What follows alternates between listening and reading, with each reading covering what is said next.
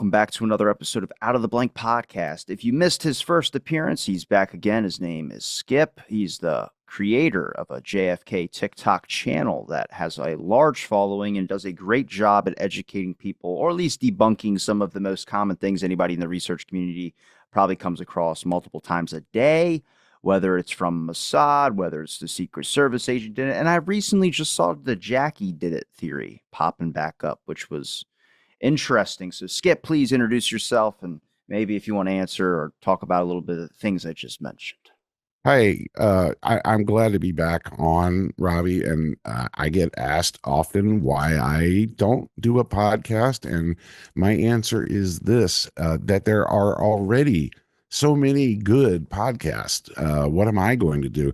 I have stuck to TikTok, and while I don't know what's going to happen to that app, and I have therefore expanded to other channels, just so that I don't have all my eggs in one basket. Primarily, I work on TikTok. I just overnight surpassed 215,000 followers.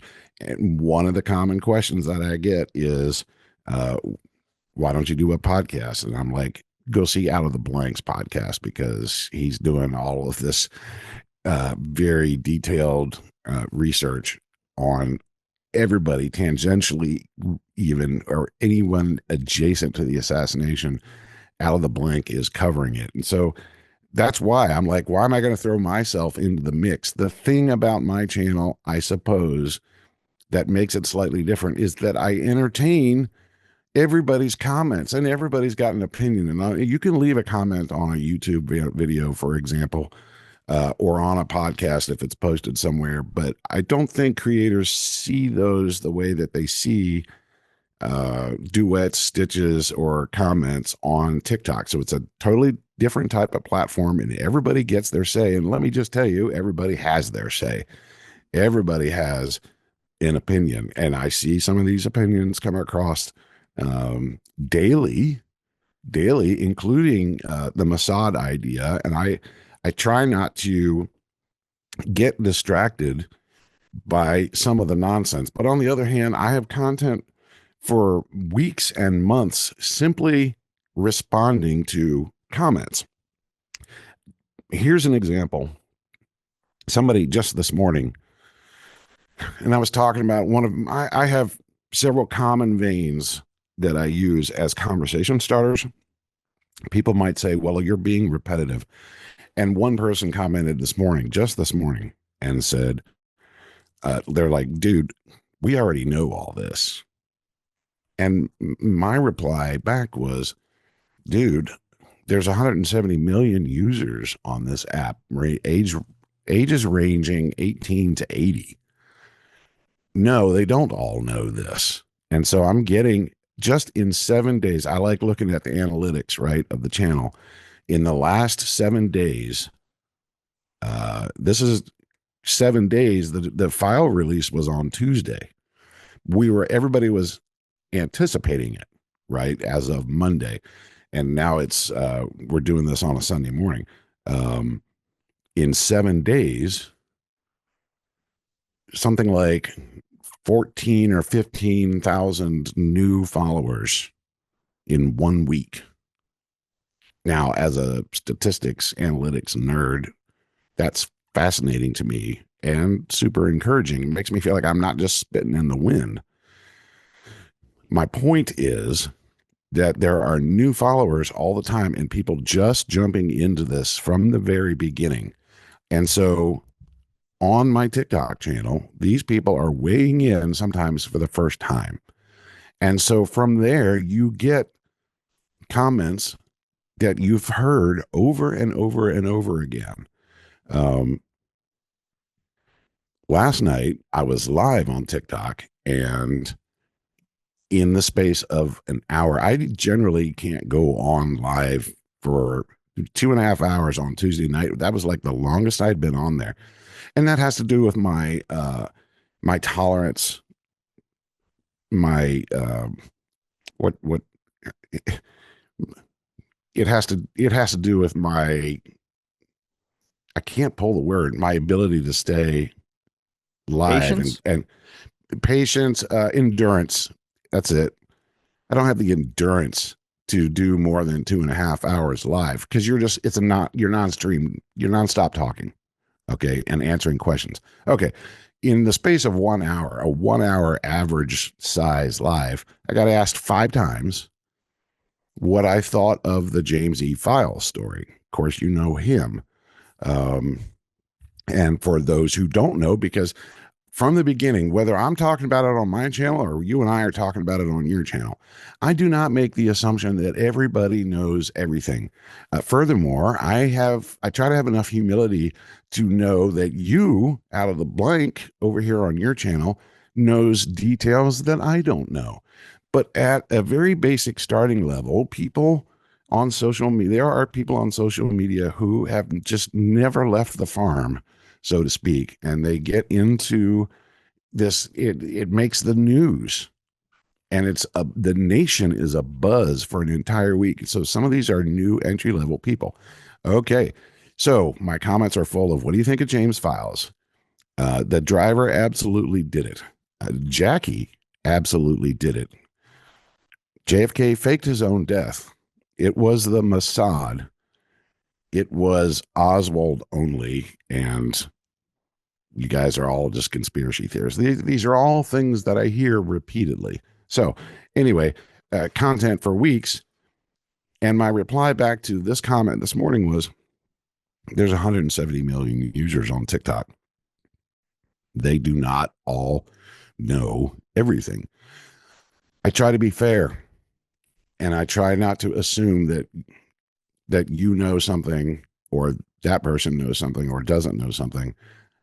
I think that a lot of the questions are legitimate and fair because somebody is just getting into the case and they've never thought about it that way. And those people deserve an answer. And so I'm not going to make the assumption that we're all on the same page. And I'm not going to make the assumption that, oh, you ought to know by now that there's no way that the driver did it. But it's just funny, the things that are repeated over and over. Um, for Here's another one. I only remember 4 people in the car. Unbelievable. Yeah, I don't know why people forget about that other seat. Well, I think the Mandela effect is a real thing, but I've also seen the Mandela effect, that term, that concept being used incorrectly. The Mandela effect is real. Like when you, and I don't know if you've ever hit on this in the scope of your channel, but the Mandela effect is, of course, named after Nelson Mandela. A lot of people falsely, collectively misremember the facts and think that Nelson Mandela died in prison somewhere around 2008, 2009, but he absolutely didn't. He was released, lived in peace the rest of his life, passed away peacefully in 2013. But the Mandela effect is named for him because it demonstrates this phenomenon of people misremembering things as a group. There's so Well, they saw a headline. His son had passed away, and he wanted to attend the funeral. So he was asking to leave prison, and they wouldn't let him leave. So somewhere their wires must have got mixed in their misremembering, and it must have turned into Nelson died, and he was still in prison. right, and people saw film of the Secret Service recreation of the motorcade in which they used a white limousine that was a lot shorter that only had 4 seats in it, and it had cameramen in the back of it. But they recreate the turn from Houston on to Elm at the school book depository, and they're shooting all this as part of the Warren Commission investigation, but it's Secret Service. Well, okay, yeah, that limo only had 4 people in it, but I think that I don't know if that's exactly where people are. I think it's from the Zapruder film. If you're watching it, it's because the way the film is, it goes up and down as it's going. It's how the reels go.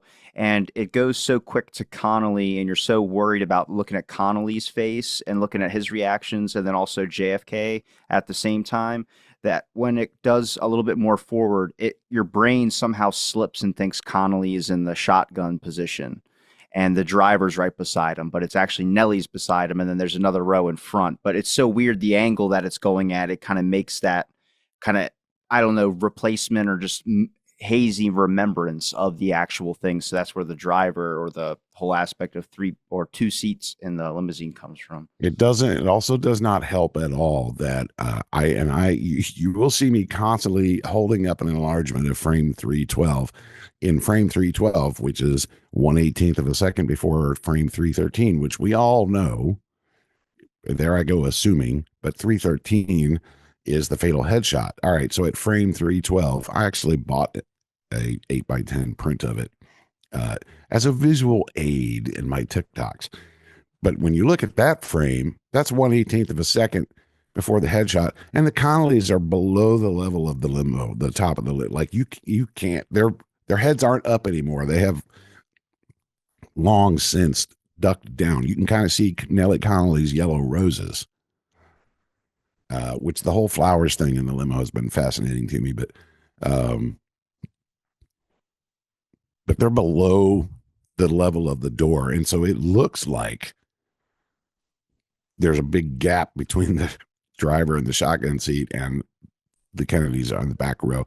Anyway, so I use frame 312 to answer the driver did it issues, because when you actually zoom in on frame 312, you can see the driver's hands in front of him, and you understand that the reflection of the sun on, and we've talked about this before, the reflection of the sun on top of Kellerman's head creates a shine that people call a special edition silver gas powered gun. I don't even want to entertain that. Oh my god!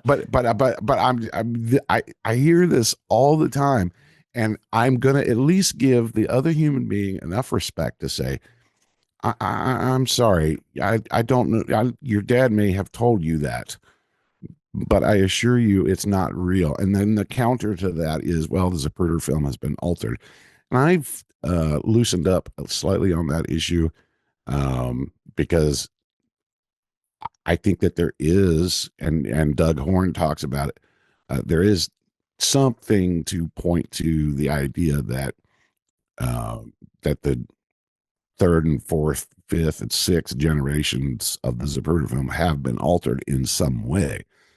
I've always said, okay, it's Friday afternoon by 3 o'clock, 4 o'clock, or something. There have been 2 copies made, and 2 or 3 frames were damaged in that duplication process. But then, Zapruder held on to that film, the original, and eventually what he sold was the rights, not the original. It's the Secret Service copies that are in circulation.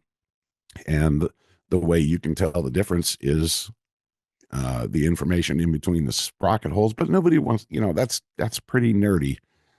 Nobody wants to talk about that. It's a lot easier to just believe, oh, well, we're not seeing the original film. Okay. Anyway, we just did a long rant on I don't know what. Well, no, you brought into a good point. You definitely bring up a really good point when it comes to a lot of people that are new to the whole case, and they might not know certain things that a lot of people do know. We can talk about a lot of things relating to that. One in particular, I'll give you my own experiences dealing with comments. I have, like I said, for you, when you're trying to teach someone who might not have seen a previous video of yours and that might be new to the whole JFK thing, that it's important to reiterate some stuff. My issue is that when someone decides that they know a lot about the case and they decide to comment on a Jack Ruby clip I have, and they go, his name was Jacob Rubenstein, not actually Jack Ruby. I was like, you think I don't fucking know that? Really? Yeah. I mean, so many people know that, but I get thousands of those on videos where it's ridiculous. I don't even entertain them anymore. But the issue is, and it's going to lead us to a really big point here. How did you feel about the major news people on Twitter and all these platforms deciding to come out of the woodworks and make a comment because the JFK assassination topic was trending? I was having people like Joe Rogan have been talking about it, which I have some issues with because he's misremembering certain details of things. A guy named Dark Journalist on Twitter who covers major Epstein stuff and all this other stuff starts to throw his opinion in the hat and make a couple videos on the JFK assassination. Gerald Posner decided to hop back into the flames again. You had people like, oh man, there was one other one that decided to make a statement about Ben Shapiro.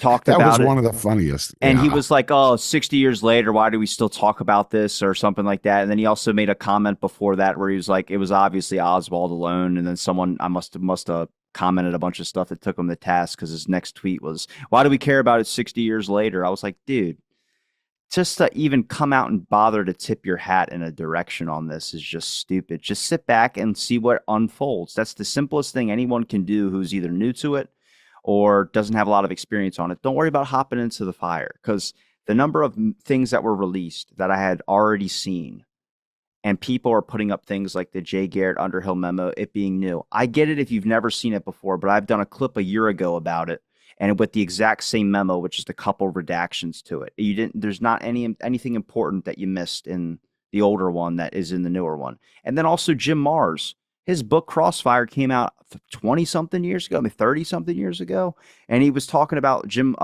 Underhill was one of those lists of deaths along with a whole bunch of others. So that only verifies more of his claims for me. And he's also one that speculated there's 160 something people that died in mysterious circumstances. So if he's right about that one, I ain't going to throw the baby out with the bathwater. Let me just for a minute talk about, and when I say minute, I'll go on and on. Uh, but let's talk content creator to creator. You and me, I've been following you for almost the same amount of time that I have been generating this JFK channel, uh, 2.5 years. November of 2022 is when I started this. I don't know when you started, but I found you fairly early and started following you. Um, so here it is. There's no question that content creators with platforms are looking for something new all the time, additional content. Hey, I did not know that. And I want to talk about this for 60 to 90 seconds. And I want growth and I want more exposure. I would like more followers. And ultimately, I would like to monetize my content along with everybody else. We put in a lot of time and effort into producing these things. You've got a whole you have a Shure SM7 uh, microphone, probably the gold standard of studio microphones, and and um and I don't always sit in the studio. Sometimes I most of the time I just use my phone because I'm like, oh, I can talk about this and post it, within 3 minutes or whatever. But you're always looking for that new thing. And we have JFK is not the only thing that you do, but JFK is the only thing I do. Okay, it's tough to find new content. The surge of 15,000 followers in the last 7 days has not been because we found a bunch of new stuff, but it's because it's the soup du jour. It's the topic of the day. The president of the United States can say one thing and the stock market rises or mostly falls. Uh, but in this case, on Monday, okay, well, I'm finally going to do it. Tried to do it in 2017. This time we're really going to do it. Okay. And nobody else has done it since 1992. That's not exactly true, but you get my point. So it's all in the news, and everybody, all content creators, I scroll through TikTok and people for whom JFK is not even remotely related to what they post about most of the time, it's content of the day. And they're guaranteed to get thousands of views on it, which maybe then leads them, so they get views on JFK. Maybe then they get views on their beauty or fashion tips or whatever their content normally is.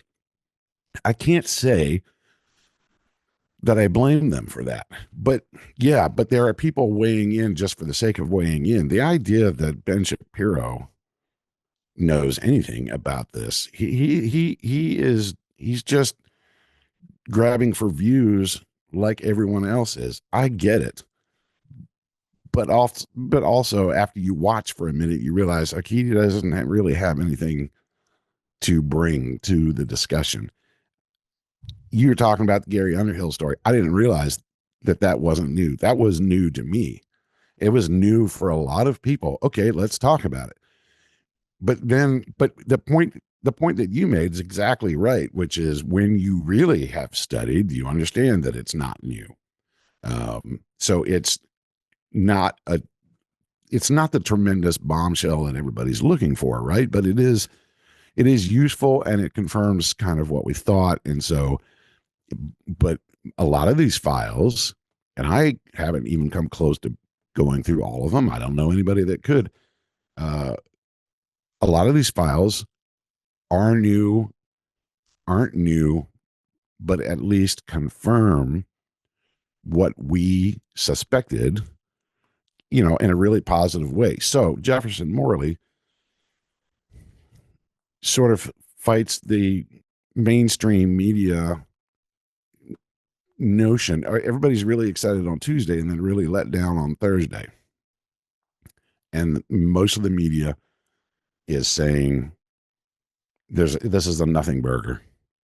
But then when you listen to Jefferson Morley on his podcast, which, by the way, I'm on Substack, you should be too.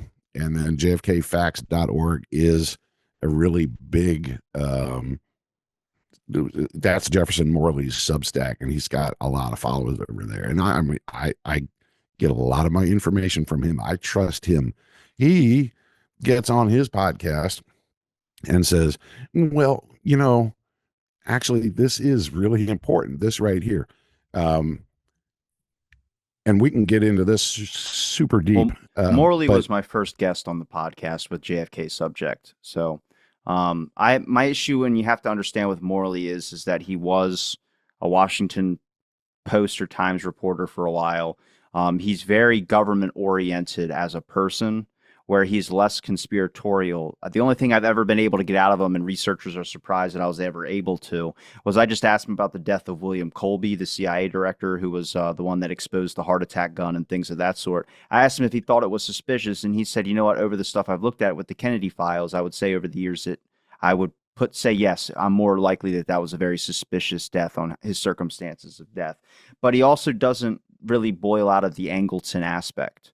So anything Angleton related is kind of a main focus. Now, we all have opinions and theories and things about Angleton. He's a very suspicious character in this whole thing. But Morley has came out and stated that he doesn't want all the blame to be pushed on Angleton, because it's not. And that's where all the files and all the media is now reporting is starting to look like they're going to drop everything on this one CIA director, because they released a lot of incriminating things that a lot of people already knew privately about Angleton. Which he is not the orchestrator here. There should really be two people in your mind that we need more files on, and that's Alan Dulles and J. Edgar Hoover.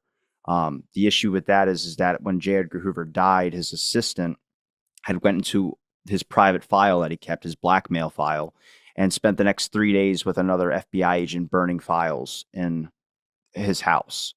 He had so much blackmail information, so much private documents on King and all these people. This was all exposed when she openly admitted to it in court. Said, yeah, that's my purpose. He told me when he died to do this. Her name's Gladys something, I think. I have a clip on her already. But there's him and Alan Dulles are the two people that need to be looked at extremely. But the issue is, and I want to give this information to you, I want to give this information to anyone who's new to the case or to anyone. Got to understand, if you're pulling information out from a book or a certain person, one channel, you're not going through the documents yourself. You're getting stuff like this. I'm not saying you're doing it. I'm saying I just had a podcast recently where a buddy of mine was talking about the Camelot theory. I don't subscribe to that. It's a myth-making story. I'm sure they would have done good for the country, but it's like the question of would they pull out of Vietnam or not.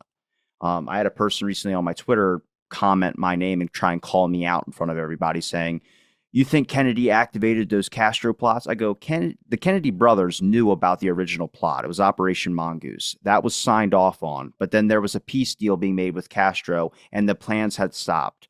The issue is that they were reactivated without the Kennedy brothers knowing. That's the factual HSCA proven investigative document procedure. People don't like that because it either the Kennedys weren't involved or the Kennedys were 100% involved. Those are the two camps. So then people understand is that they get a lot of their information from people that subscribe to one of those two camps. So you're now getting the wrong information because the Kennedys can never do wrong or the Kennedys have always done wrong. There's a balance in the middle. You got to find the balance and understand that's how this all comes together. And I've only gotten that by digging through the actual government interviews, stuff that could be skewed because they had a certain narrative for sure. I believe that 100%. I still believe conspiracy, but the balance is always in the middle. And with people like myself and other researchers, you might find they have a bias. I don't necessarily have a bias with JFK. I do love him or like him. But when it came to, if it doesn't fit my theory, I don't have a theory. I just don't think it was just Oswald. And that keeps me in the camp of talking about the sewer shot stuff, talking about other things that don't, that people might not agree with the mafia did it aspect of things. Because I'm always learning, dude. I just found out what recently I made a clip about it and I never knew this and it cleared up so much for me. Any interview you find about someone knowing Jack Ruby through the Warren Commission volumes before 1959, like, so they're interviewed after 1959, after the assassination, everything happens, but they knew Jack before 1959. They talk about like a club called the Sovereign Club. There's the Sovereign Club, the Carousel Club, the Silver Spur, or something like that. I'm like, how many clubs does Jack Ruby own? Turns out I found Earl Ruby, Jack's brother, testifying in the HSCA saying, oh, he gave him $6,000 to rebrand the Sovereign Club, which he did to call it the Carousel Club. Well, I found the two postcards or the two little business cards he handed out. 1234 Commerce Street is labeled on both of those cards. The Sovereign Club is the Carousel Club. That just cleared up so much because people have accounts of Jack Ruby killing somebody in a hotel because they called him Sparky Rubenstein, or it was another person named Rubenstein. Turns out it's not Jack.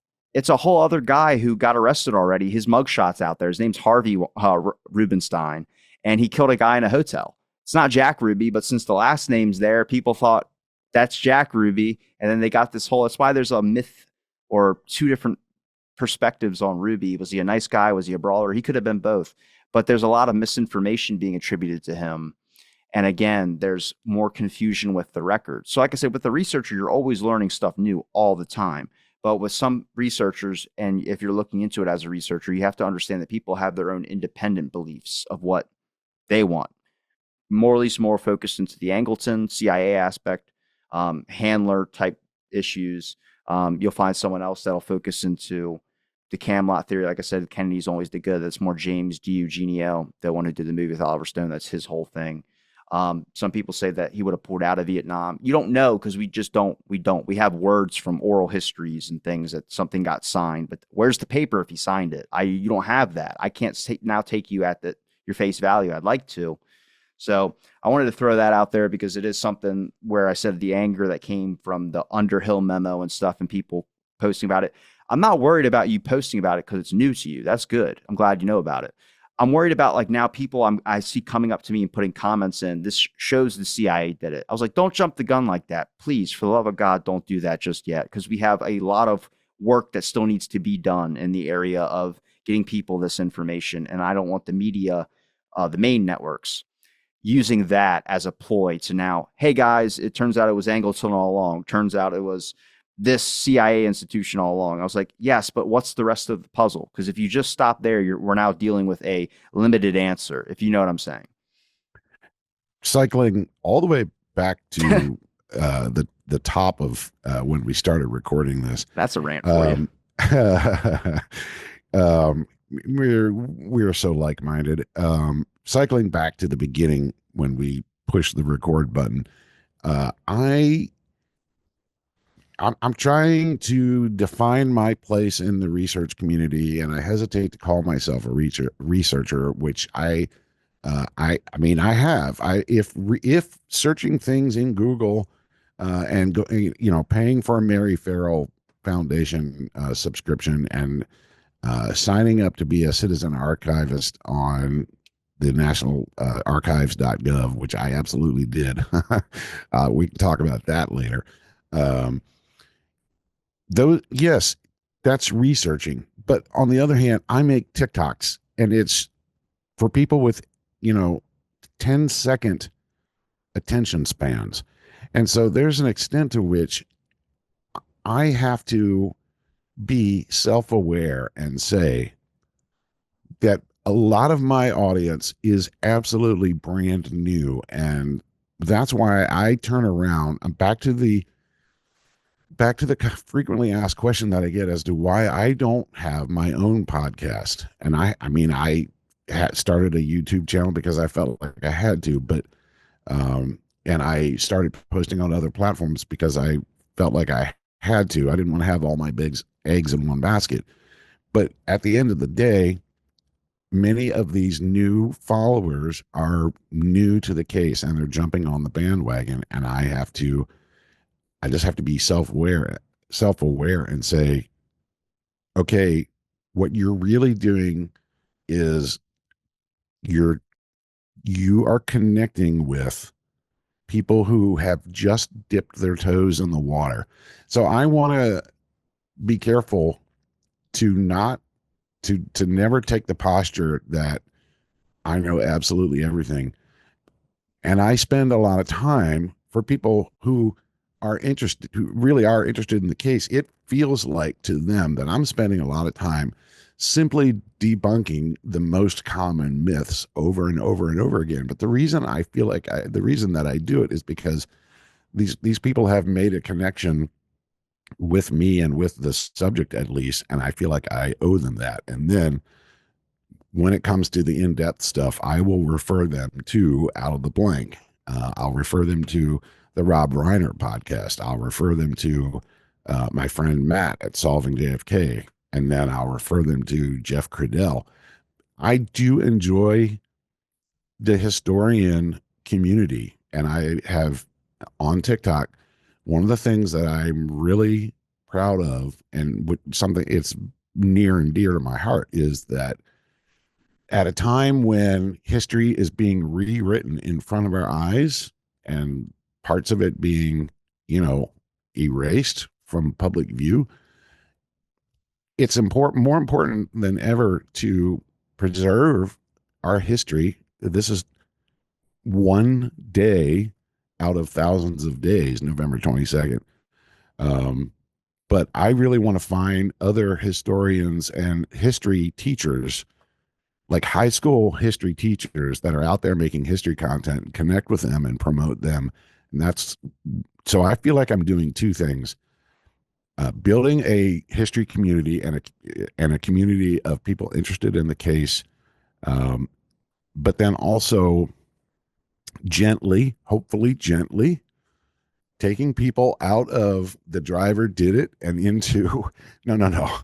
There's way more to it than that. And I don't know if we were recording when we started this or not, but you mentioned Ruby, and yeah, just I need to develop an actual FAQ. Um, the number of people that feel like they need to get on in my comments and yours too, probably, and say, yeah, Jack Ruby's real name was Jacob Rubenstein.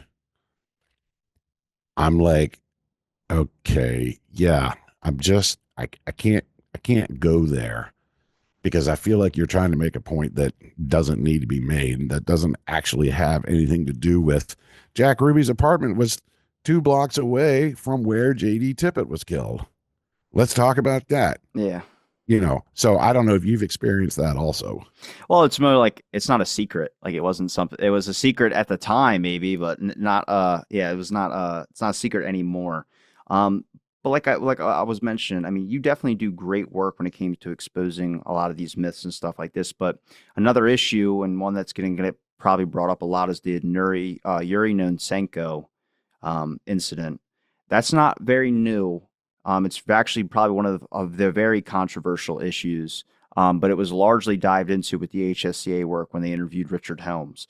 Now, the issue with, if you know the story of Yuri Nosenko, there's two split investigative procedures on him, whether he was just a drunk giving wrong information or whether he was giving accurate information. The FBI and the CIA were split on that issue. But he was a Russian defector. He did give some information, and some of the things the HSCA had proven that he had been very accurate with his information. The issue is that a lot of the testimony that was asked or these questions were asked were posed to someone like Richard Helms, and Richard Helms has lied many times through Watergate. He was exposed for lying, and he admitted and even said that it's not under the CIA can break code and lie under oath. That's in their charter.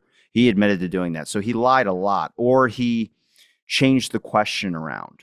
If someone asked him about an assassination plot against Castro, how many he would say, he goes, I don't think any of them were ever brought to Cuba. And then we have the list that says, well, poison pills were delivered to Cuba. And he's like, oh, I wouldn't consider that an assassination plot. And then they go, you don't consider poison pills or a hypodermic syringe filled with black 40 to assassinate Castro an assassination plot? He goes, no, because I would have used a gun. It would have been a lot less exotic. And then he says something like that in a court hearing, makes everybody laugh. But if you're, caring about history and where our country's going, you're kind of like, I don't like how that just happened. So Richard Helms was pressured a lot. He even said that I'll sit here and take my beatings if that's what you Congress people want to do to me here. And they're like, we're not trying to beat you, sir. We're just trying to get the factual information. It's like, oh, I'm glad you're not trying to beat me because it sure seems like it. And it's just like, dude, come on now. And with Yuri Nosenko, he was the one that opened up and said, yeah, he was a drunk. We didn't do anything. We had him in a special camp and all this type of stuff. Well, you turned out people are sided on this on the aspect, did they beat all of Yuri Nosenko's teeth out? Did they torture him for almost 3 years and then decide to hire him and, change his life a little bit? I have a clip I'll play for you just because it's new and you might find it interesting. It's actually probably a couple clips about Yuri Nosenko I had done when it came to the HSCA audio. So anyone who's new to Yuri Nosenko might get a little bit of information out of this. This is Herbert Sawyer here. He's a little bit edgy as a congressperson. It's funny to hear him talk. I have a clip on my channel. It's him talking to, I forgot what it was. Somebody about, I think it was James Hale of the CIA talking about the security index, the 201 file on Oswald. And he was asking him what it was. And the guy was like, I don't know. He goes, you really don't know what it is? And he goes, no, it's out of my area of expertise. He's like, well, I'm not talking to you about your area of expertise. For God's sakes, you worked for the Bureau for 32 years. I think you know what the damn security index is. And it's just funny to hear someone like kind of pressure people like this. But here's the clip. I used to have a single question. Mr. Hart, who was a spokesman for CIA here, in connection with their having taken into custody for some 3 years of Yuri Nosenko, the Russian defector, said that their authority for putting this man in a specially built isolation cell for 3 years was you, that Helms had gone to you and gotten an okay for this. Is that true? I have no recollection. That's Nicholas of any Katzenbach. Conversation involving Mr. Nosenko with Mr. Helms.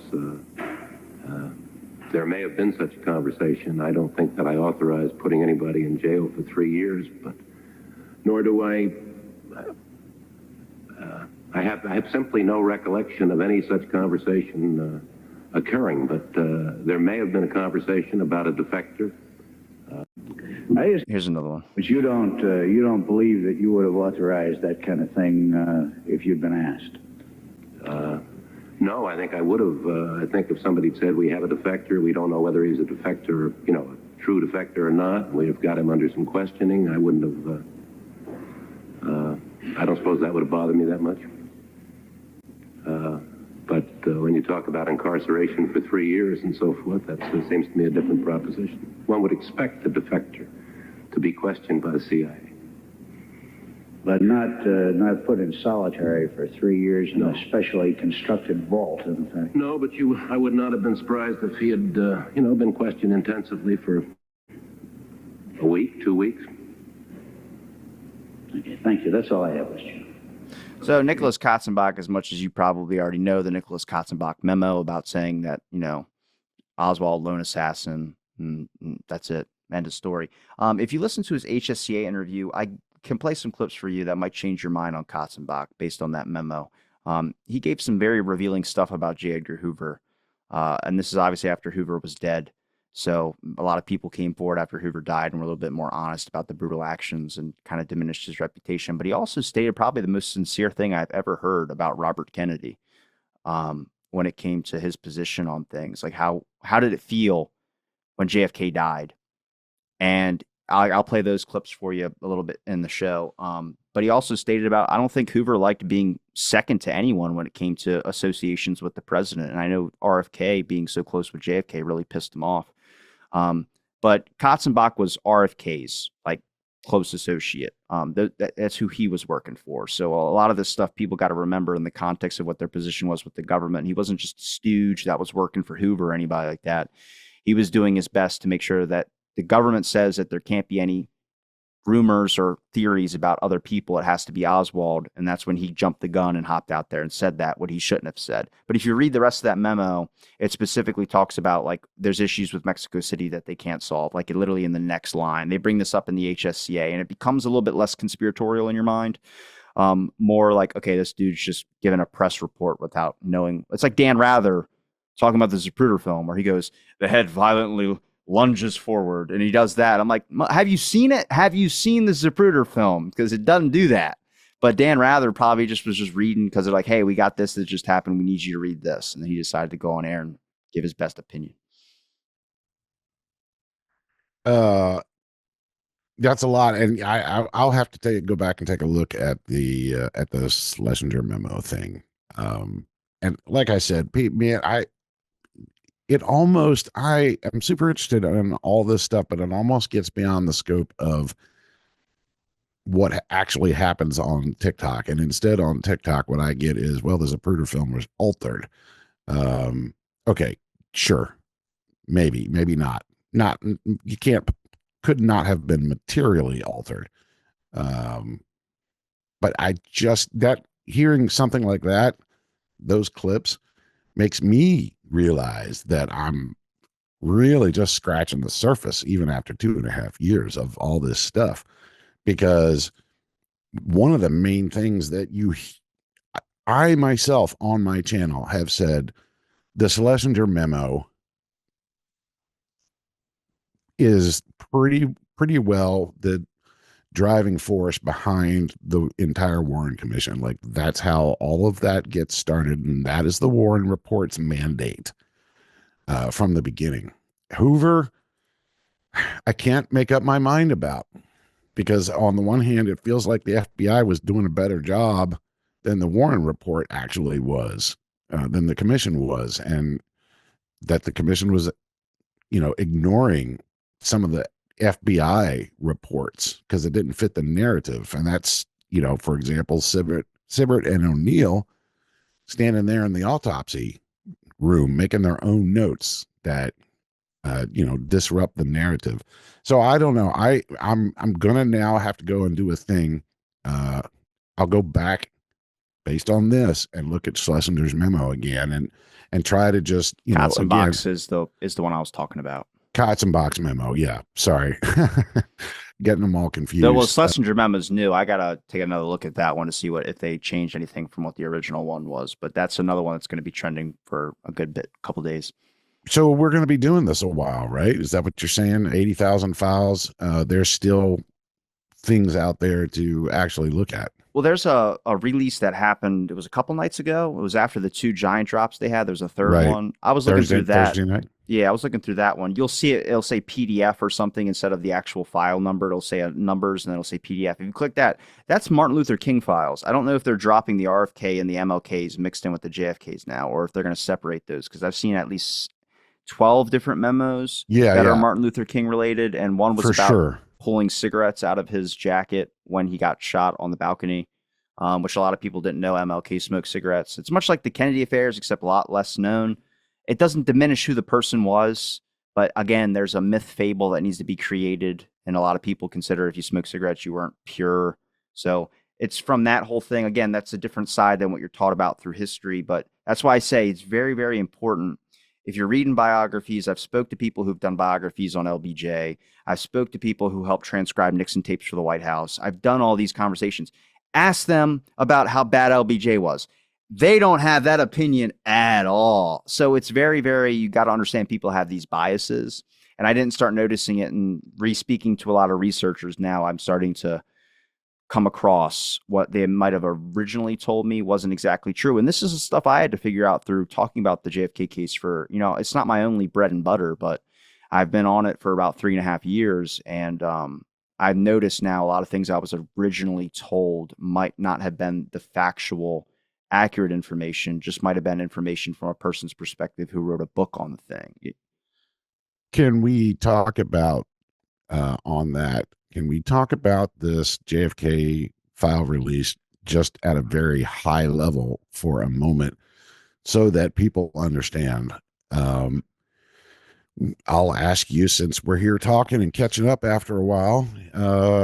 Trump says the thing on Monday, and it's now Sunday. So Tuesday night, at say, there was some speculation that it would be. I had people tell me, "Oh, it's happening at noon on Tuesday, the 18th," and I'm like, "Okay, great." And I'm refreshing every 5 minutes, and then of course it didn't drop until 7:30 that evening.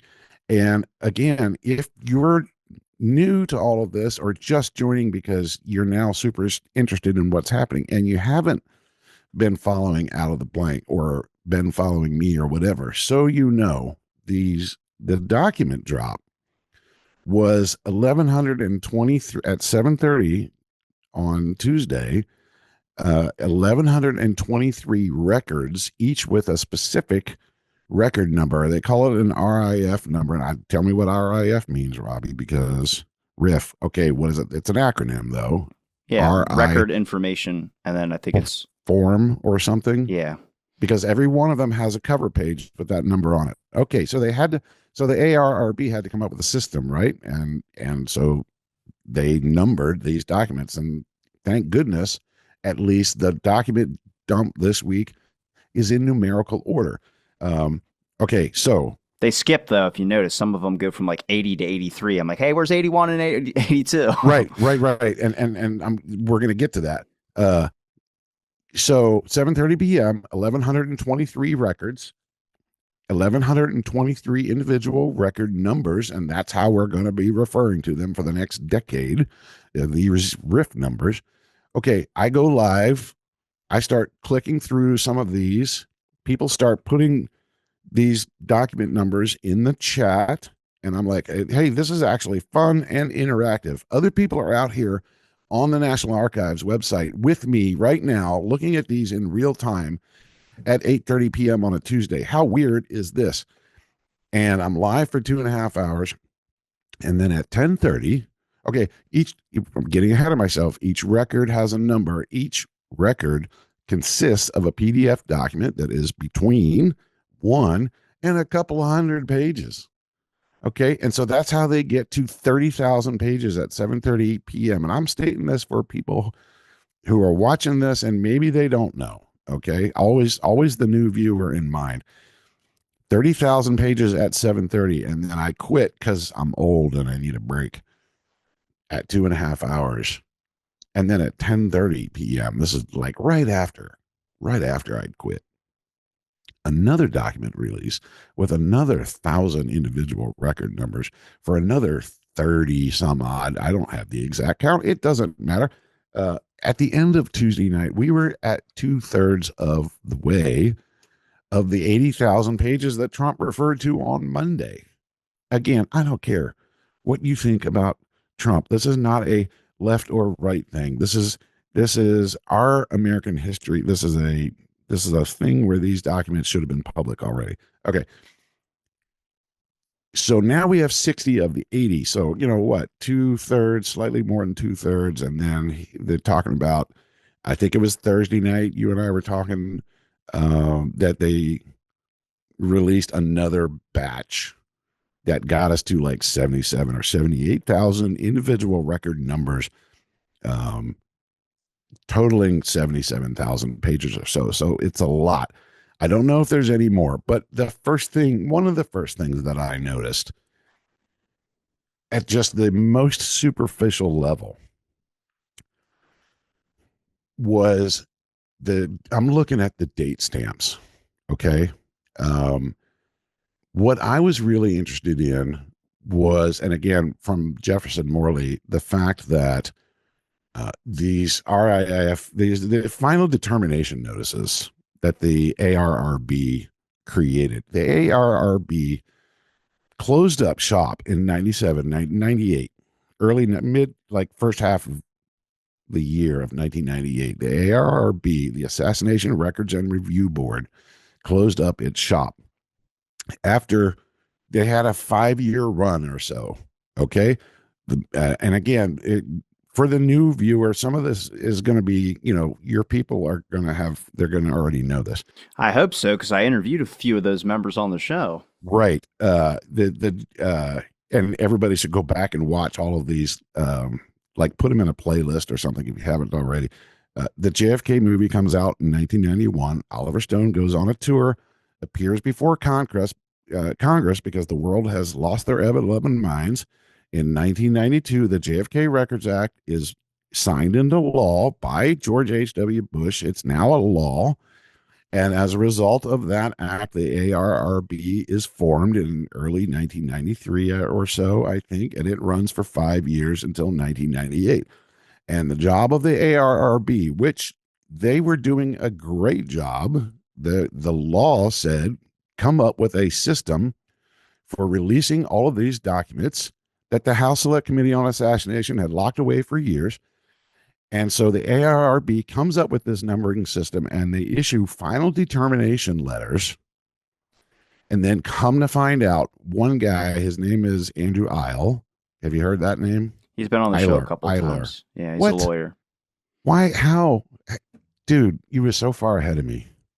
I was on it when he was messaging me that, hey, I think I got some breakthrough information on the ARRB final determination notices, and I had messaged a couple of the ARRB members asking why they never brought that up to me.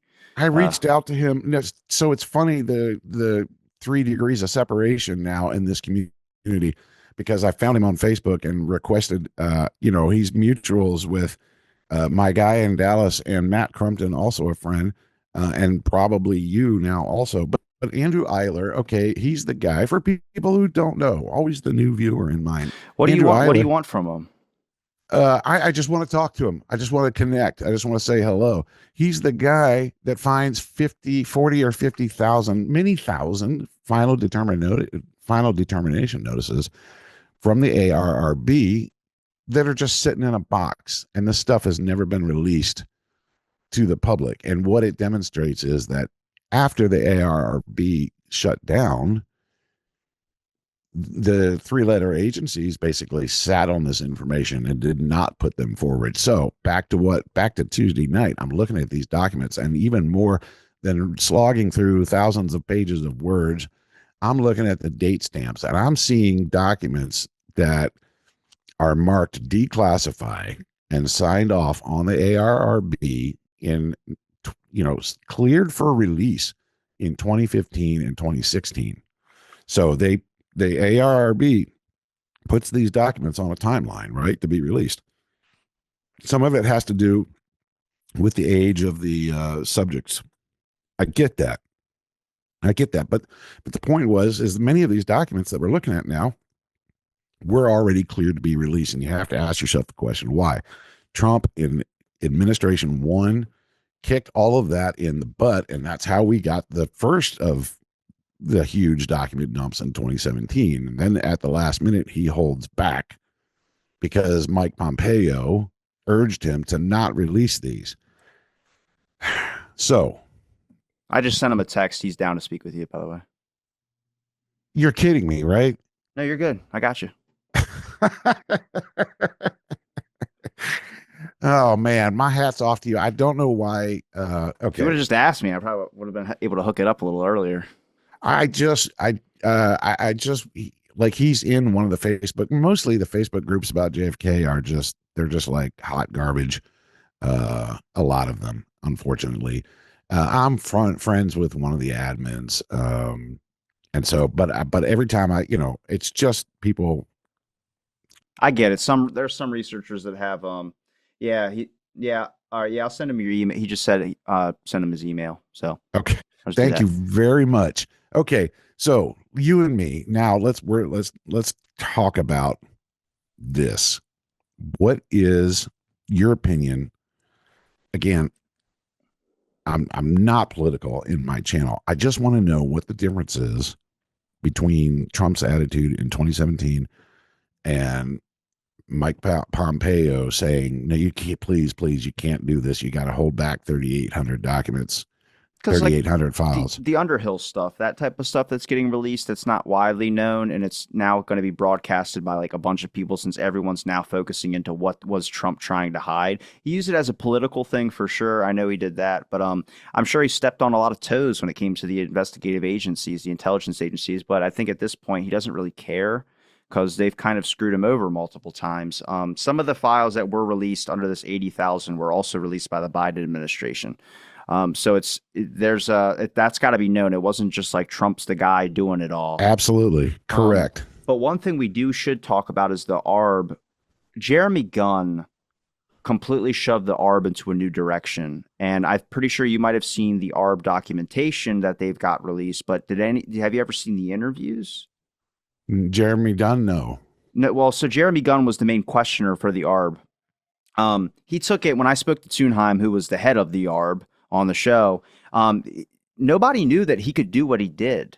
I mean, he interviewed Sandra Spencer, who took photographs of like a perfectly preserved brain by the autopsy thing. And if we know Kennedy got shot in the head, why is there a perfectly preserved brain? That's where we get this idea that there was a gray brain sitting there soaking in formaldehyde at the Bethesda Center. That's Jeremy Gunn's interviews that he did, and that's where that information comes from. You can find these transcripts on the Mary Farrell site if you go to the ARRB medical interviews. Those are all Jeremy Gunn, and I think somebody else that was with him. I have a couple clips. One, John Stringer, who took photographs at the autopsy, but also he doesn't remember any of the ones that were published. He doesn't remember taking those because he used. There's more than one photographer at the autopsy. Well, there's two, and both of them. One of them said that there was nobody else taking photographs, and the other one said that he was there taking photographs. Floyd Reeby is the other guy who took film and had his film taken by a Secret Service agent and also told not to talk about it, which is, again, suspicious. Where did that go? I don't know. But Jeremy Gunn asked these questions to people, and that wasn't their initial intent. Initially, they thought they were just supposed to go get files and bring them back and then see what could be released and release them. Jeremy Gunn took it in a whole different direction. Find these people, interview them, and ask them really hard questions. Ask them 5 to 6 to 7 times over and over again. Did the brain look like this? Do you remember wounds like this? You say, I don't recall. Did it look like this with this? Did you say it? Because here it says this. He really got some very revealing information on a lot of things that happened that night between the Seibert and O'Neill stuff that kind of paces things together a little bit as well, too, when it came to some of the things with the autopsy. But when I spoke to Tom Samoluk, who was the head lawyer of the Assassination Records Review Board, he was going to people's houses that had David Atlee Phillips files that they were told to destroy, but ended up taking the files home and putting it in their garage. He had the original one of the films. I forgot what the name of the film is. The Cooper film, I think it was. He had the Cooper film on the giant reel, that like the original thing, and he was carrying it to the archives. He slept with it in his bed. He showered with it in the sink because he was afraid someone was going to come in after all these theories about people getting suspiciously killed and stuff. He was very nervous working for the ARRB and doing stuff like that, but he was getting these files and he entrusted them to the National Archives. And I think all of us researchers know, and now I think the public knows, the National Archives is not a trustful organization. Not on the factor that they're working with the government and they're conspiratorial or anything, but the sense that all this was available. They could have easily kept up the ARRB's work, and they never did it. They have the power to do that, and they never did it because none of them cared. None of them wanted to go the extra step, which was a problem, and that's why I do not like the National Archives. I also wonder why things were able to be taken out of the archives. So when a researcher, which I've spoken to about 4 so far that have talked about this, going to get Secret Service files, they open up the box that says Secret Service files, and it says withdrawn for national security on a sticky note inside the box. Uh-huh. What the heck's that about? Okay, right. Well, thanks for bringing me back around to the direction that I was, wandering in anyway. Why is the attitude so different now under Trump 2.0, at least in the CIA's camp? Why did Pompeo as director care about it so much? And then now, what's his name? It's not, who's the CIA? Kash Patel is FBI. Tulsi Gabbard is O&I. Like, what's the difference in the mentality on that side? I get, and I agree with you that Trump has no F's to give anymore about anything, but he fires the head archivist at the National Archives, Okay. And then he's given to say just whatever off the cuff on a Monday. And then suddenly, oh shit, we have to upload 80,000 pages in 24 hours. Okay. I'm just trying to imagine what that actually looked like. Or were they really all digitized and they just kind of like, No, I'm sure they weren't digitized. He had to pull some of that Home Alone money out and start getting people to do that on the side. So you telling me that, okay, they hired 8 people to each scan 10,000 pages starting, at the crack of dawn on Tuesday? Like, how did that go down? And then the other, I mean, your beef is bigger than mine, but one of my beefs is, okay, how are we supposed to know what the hell all this stuff is? Because we start clicking through the records, and just like you said, there are MLK documents mixed into this. I get that it was part of the executive order, but I'm starting to think like you. Well, the National Archives, they don't care. Like, they don't really care that much. Yeah, they redesigned the website. Yes, you can sign up to be a citizen archivist because they need the help. But when you understand, if you start poking around in those files, you're going to come across MLK things. I haven't come across Robert Kennedy assassination things in the files yet, but it's just a matter of time.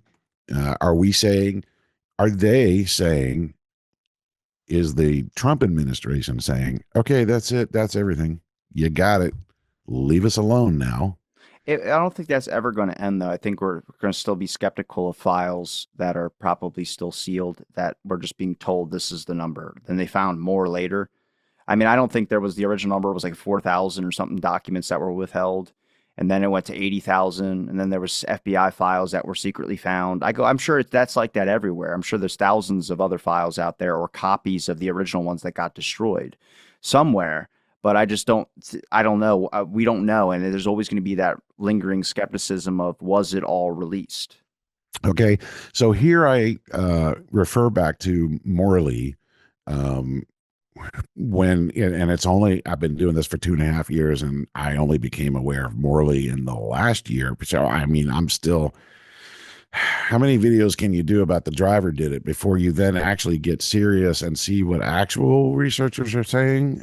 Because you're like, I feel like I'm missing the boat. But based on Morley's writings, I make a list and made it the pinned video of the top 12 files that we're looking for.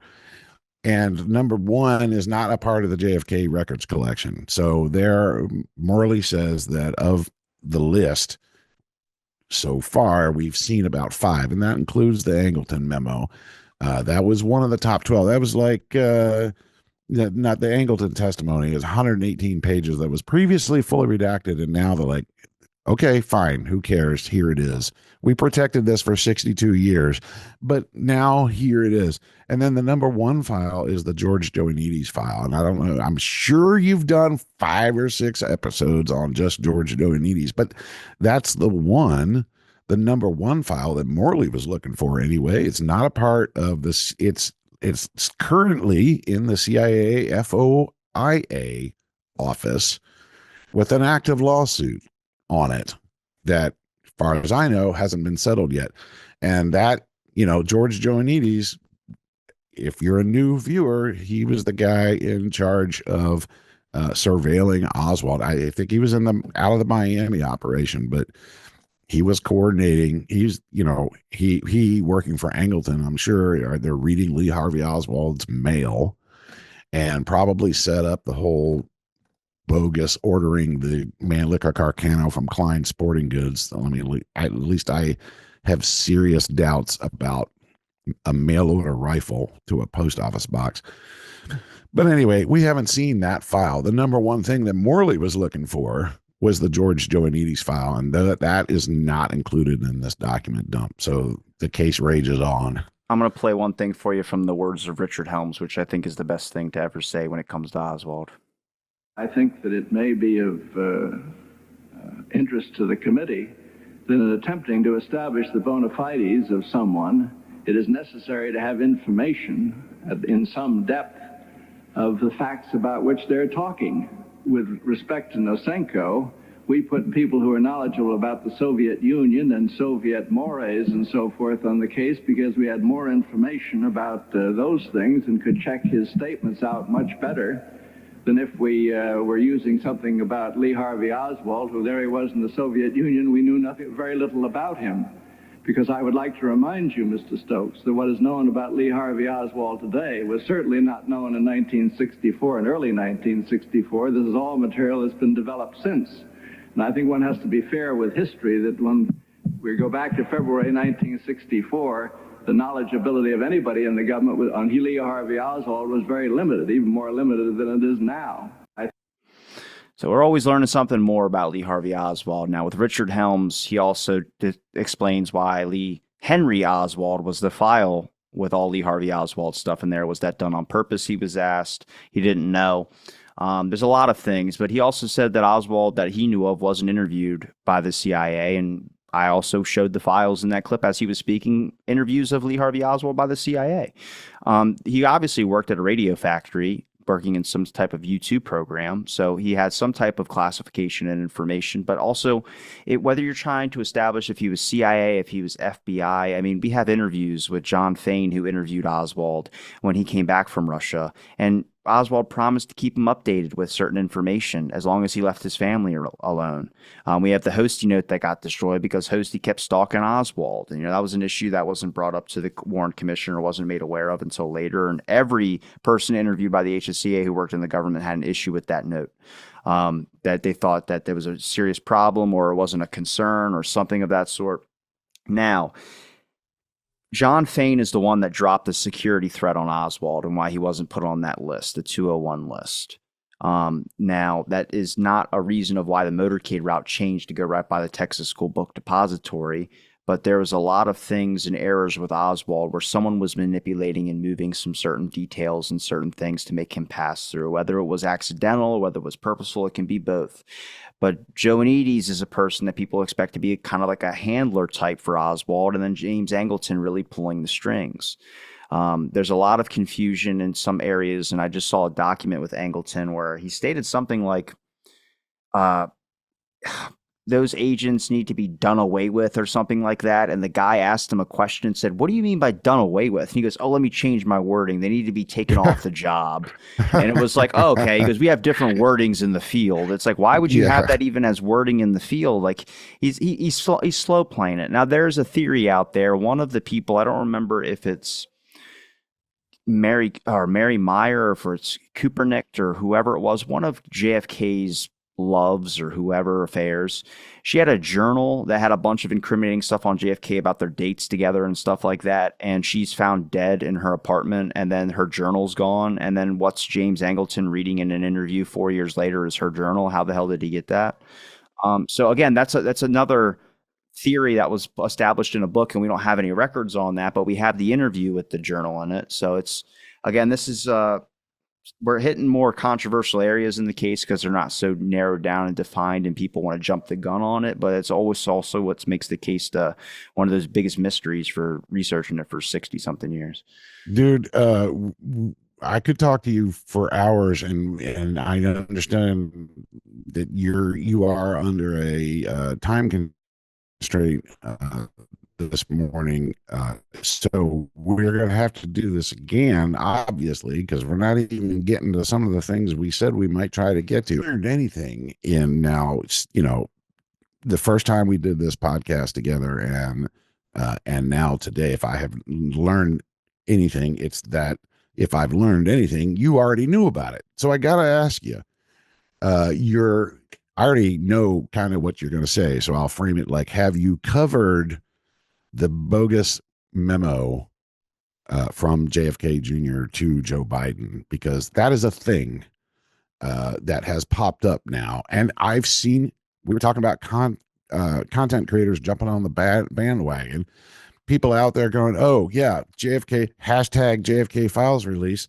And it's a memo from 1994, which the FBI concluded could not be authentic. In fact, there weren't any fingerprints on it or anything, and it's the one where JFK Jr. writes a letter to Joe Biden and calls him a traitor. Have you seen that? I haven't seen that. Yeah. It's been circulating the internet since The one who's 2000. JFK Jr. who's dead? Yes. The letter's from 1994, but it's circulated as a rumor. It like pops up, like these other rumors do every year or two, year and a half or whatever. And so it popped up again in 1994. Nobody's looking at the internet on their phones. I can tell you that because I was there. And then in 2000, it, I think it was 2000, 2004 or something like that. A memo pops up. It's been out there a while is my point. And it looks like one of these authentic FBI documents. In fact, it might have been a letter, but then the version that is posted on the internet has got all the top secret, check marks and sign offs and routing and all that on it. But there's no truth to it. And I got asked about that a lot just this week. Why did JFK Jr. call Joe Biden a traitor? As if it was related at all to all of this. But it's just another example of people throwing up red herrings in the middle of, serious discussions that we're having. Well, I will play this one. Let's get into JFK's grandson. One of the things we mentioned. Oh, yeah. This family's making me sick, man, to be honest with you. I can't. A lot of this stuff, like the mother of this kid said something, and now he comes out here and says stuff like this. What is it? There's so much actual news going on. Why are you covering this? It's a shocking rant from JFK's only grandson as he denounces the release of thousands of declassified files on the Kennedy assassination. He's taking special aim at CNN. Why are you covering this? Why are you covering this? Stop. This is why this takes hold, because you guys cover it over and over and over again. He also took to social media to complain that the Trump administration did not give anyone in President Kennedy's family a heads up about the release. In fact, President Trump signed the executive order on January 23rd. Everything will be revealed. And he spoke about it just yesterday. They've been waiting for that for decades. Schlossberg claims President Trump is obsessed with my grandfather, but not in his life or what he achieved, only in JFK's carcass. President Kennedy died at 1 p.m. Central Standard Time. Kennedy was assassinated in Dallas in November 1960. I don't need to know the friggin' whole story again. Jesus. Right. Yeah. But with Jack, he was like on meth ranting in like a subway or some shit. Like there's people walking behind him where I'm just like, anyone stopping and just looking at this guy who's clearly just like, I don't know.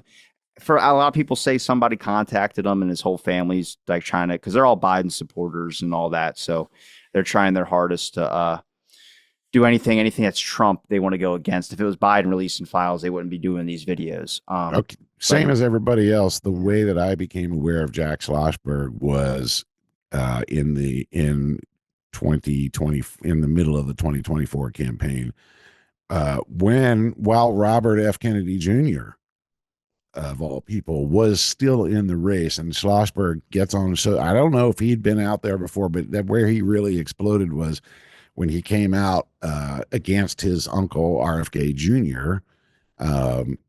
And of course, Jack is definitely on the left, but he was opposed to anyone, being interested in having RFK Jr. being elected for anything. Okay, and I had family members ask me about RFK Jr. RFK Jr.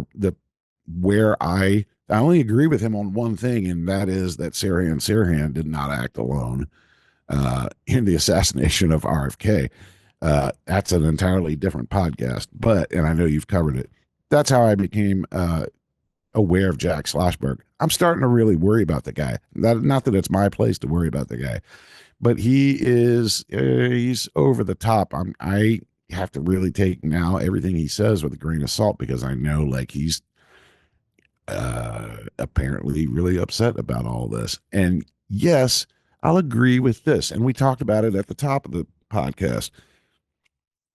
Every time JFK hits the news in any sort of way, and this week it was in a big way, right? These news outlets, every content outlet, whether it's online, or in mainstream media, plays the Walter Cronkite clip shows, the footage on Houston and Elm, rehashes or recaps is the word. They're recapping the story, in case you hadn't heard it in the last 62 years, of the assassination of JFK and why any of this matters. Okay, well, now we got something to talk about. 80,000 documents released. I'm sure you did see the clip from yesterday. And I try not to clip things into TikTok videos because TikTok doesn't like it, from major outlets, unoriginal. TikTok wants to see original content. But when you're talking about a historical event 62 years old, archival footage is kind of, relevant. So I got to be super careful with the way I use that. I clipped a video yesterday, but it was from Friday, in which reporter in the Oval Office, Trump says, any questions? And I think it was that guy Ducey from Fox literally asked, 80,000 pages. It's just too much, words to that effect. It's too many pages for a normal average American to possibly read. Can you just tell, he's asking Trump, can you just tell us who killed JFK?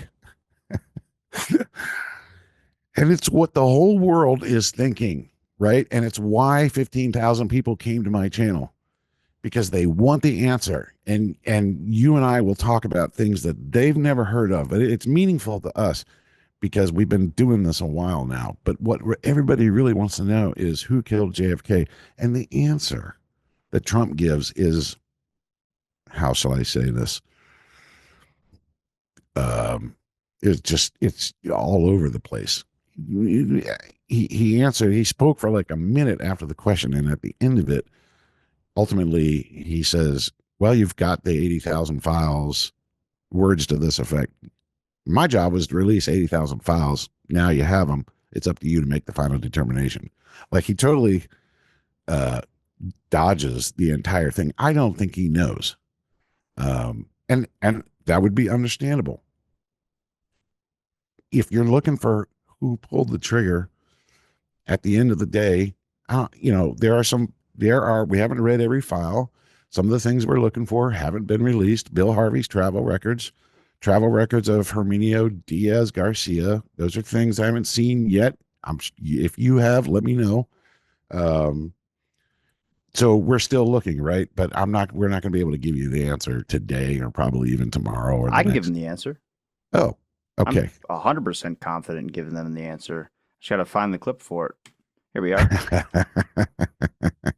Unpublished, by the way. There's a lot of those HSCA videos I've been putting up. Turns out a lot of them are not online, and I only have half of them. So I'm very shocked that I can't find any of these anywhere. But this is the conclusion of the HSCA, and this is all you need to know. The second investigation, people. What were you asked to do on this occasion? Oh, the objective there was to perform a refined analysis of the data relating to the presumed shot occurring, the third possible shot that was examined by Dr. Barger, the one that was thought to have been the result of a gun firing at the grassy knoll. And you began that work in early October? That is correct.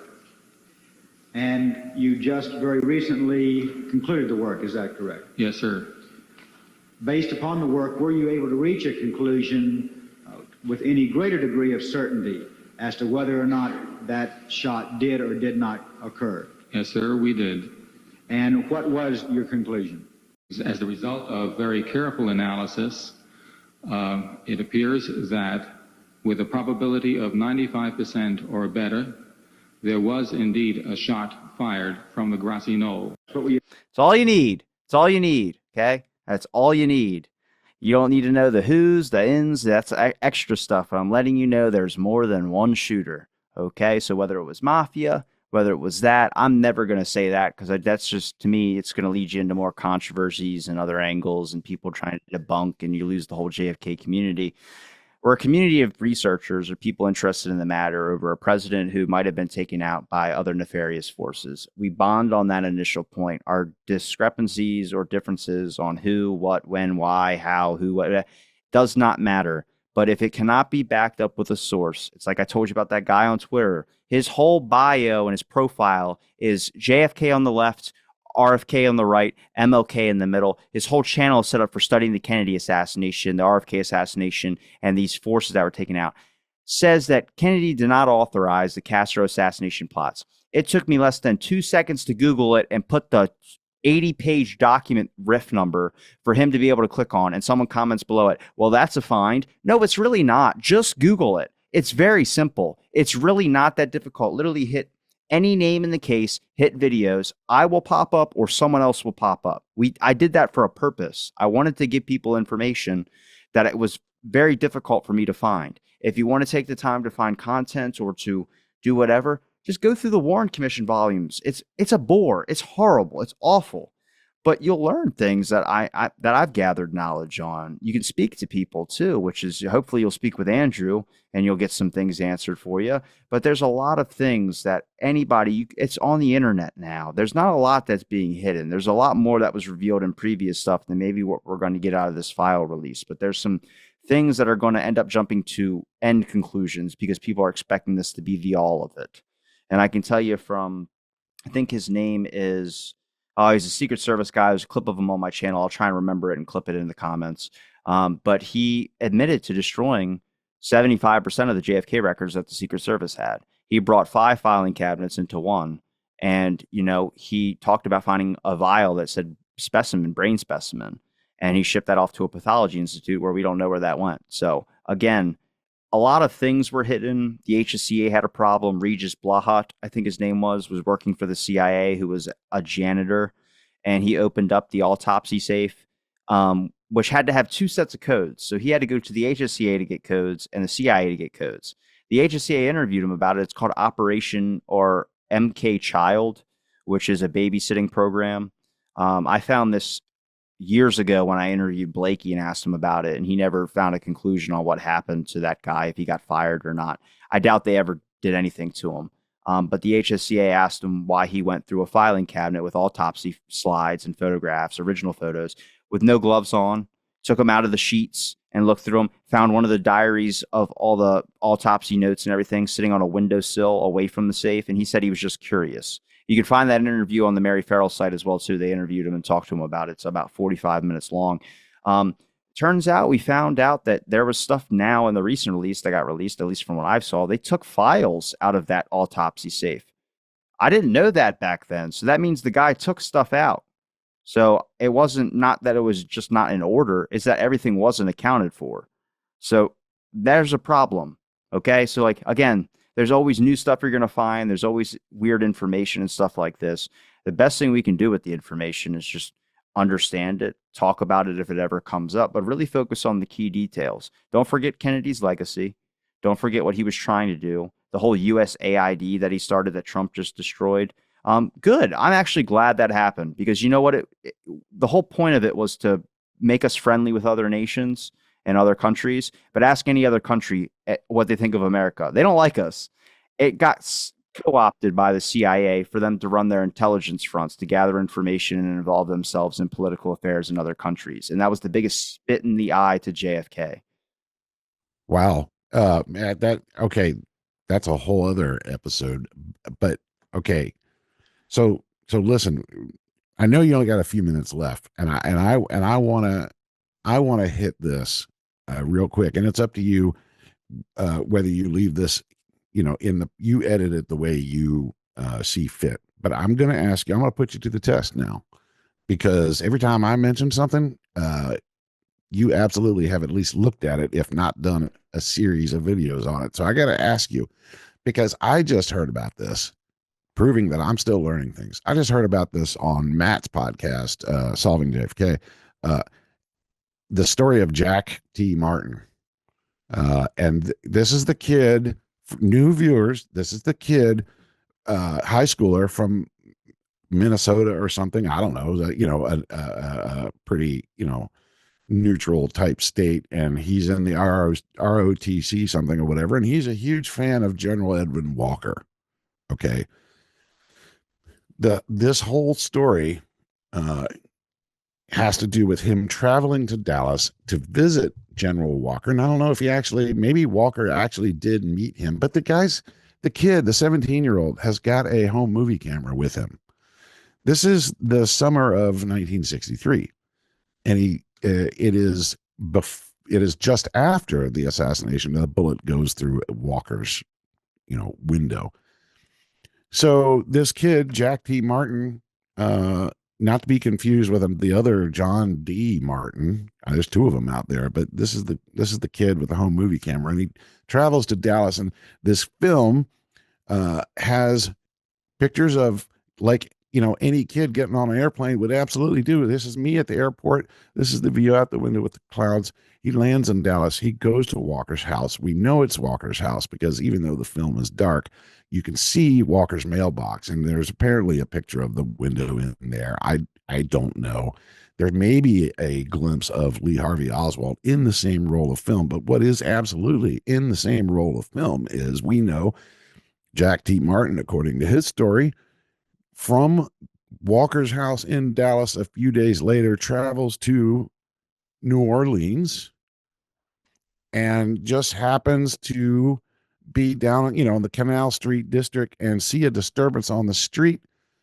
And it's this skinny looking guy gets into a conflict with the police, and there's Fair Play for Cuba Committee pamphlets scattered all over the ground. We know that an actual news station camera was sent down there to capture that whole confrontation on film. But here's this kid who's got Walker's house and then Oswald in a fracas on the same roll of film. Okay, so Robbie, what do you think about that? I want to have a short answer for you. I'm going to refer you to my buddy's podcast, The Lone Gunman, because that's their extensive research into two hosts, Joe Borelli and Rob Clark, Big Bob. They both, hopefully I said that right, because they'll clip me and they'll put me on there and make fun of me. I heard them. This is a bonus episode, okay, of Matt's podcast, and he's got the Lone Gunman guys on there who I had not heard of before. So they're the ones telling this story, and I was like, "What? Are you kidding me?" Like I'm a researcher in the sense of understanding the factual, going back and forth, but they're new research. They're focus oriented to looking and uncovering new things and new angles, and kind of diving in. And they do rehash some old things, but they get down to the minute details of certain individual events. I do that too, but again, I can just go back on, like, I'm mostly focused on witnesses and HSCA and things like that, just trying to get what is already out there on the record out there more known. There's new research, and a lot of their stuff, I think they spoke at the Lancer conference about the Martin stuff. So I would just refer to their podcast on that one. But again, I mean, my opinion on that would just be looking at that a little bit deeper. Again, for new viewers, Jack T. Martin just faded into complete obscurity. Nobody can find him. He's stayed out of the public eye for years since then. He offered up his film, the FBI or the CIA, but probably the CIA took it and then ostensibly returned it to him. And this is a film that he shot in 1963. He donates it to the Sixth Floor Museum. The copy that's at the Sixth Floor Museum is actually date stamped 1977. So we know that what he did not get his original film back, and what he donated to the Sixth Floor Museum was actually a duplicate, obviously, that had been made in 77, 78. So again, yeah, I'm going to have to go check out those guys and that story a little bit more in depth. I just wondered if that had come up for you previous to this, because that was news to me. They've explained it a couple times on the show, but they've gone more depth on their show, where, again, that's a little bit for me. That's out of my wheelhouse here.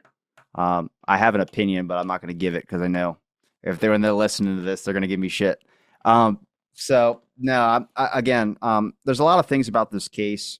Gary Aguilar is probably the best in the medical evidence. He's spoken at many conferences and things of that sort, and kind of like one of the really first generation people. out there. And he says there's so much about this case, so there's always going to be something you're going to forget. You're not going to be able to remember everything, but the best you can do is just trying to decipher and understand that there was something else going on here. Vincent Salandria, I think, is quoted saying that it's not a conspiracy because it's so obvious that there is more than what the official narrative is. The conspiracy is trying to keep and maintain the lone Oswald did it aspect. There's stuff and there's people out there that were out there doing the work who are no longer with us. I wish they could have saw the moment when all the files got released, or just be in here with us experiencing it. But there's always room for new people, new faces, people looking to understand the factual information. I'm happy there's someone like you out there doing what you're doing for TikTok and educating people that are new to the case, looking for some sources and some quick information for sure. I do appreciate your time you've given me to talk on the show, Skip. Is there a place where people can find your links? Yeah. I am on Instagram. I'm trying Clapper, although it's kind of lunky. The thing to do would be, if you're on TikTok or any of these other socials and you find me, my link tree is in every profile, and the link tree leads you to every other social. So if you're on TikTok, you go to the link tree in my profile, and that leads you to a bunch of resources, including, I think, your podcast, but Mary Farrell and the National Archives and all that stuff. So Linktree is what you should look at. There's a list of books there, but mostly I'm trying to get out everywhere so that in the event that I don't know if it's going to happen again, if TikTok were to go dark again, I'd have to do something different, right? And start over. And it might be YouTube, but for sure it's the same handle, JFK 60 Years, on YouTube and Instagram. Instagram might be slightly different. Blue Sky. I got off of Twitter. We didn't even get to Gerald Posner and Twitter on this episode, so we'll have to do this again for sure. But yeah, you asked where people could find me, and I think the easiest thing to do is find my link tree on my profile and see all the other pages. There's some interesting stuff out there. If you're new to the case, especially, that's a good place to start.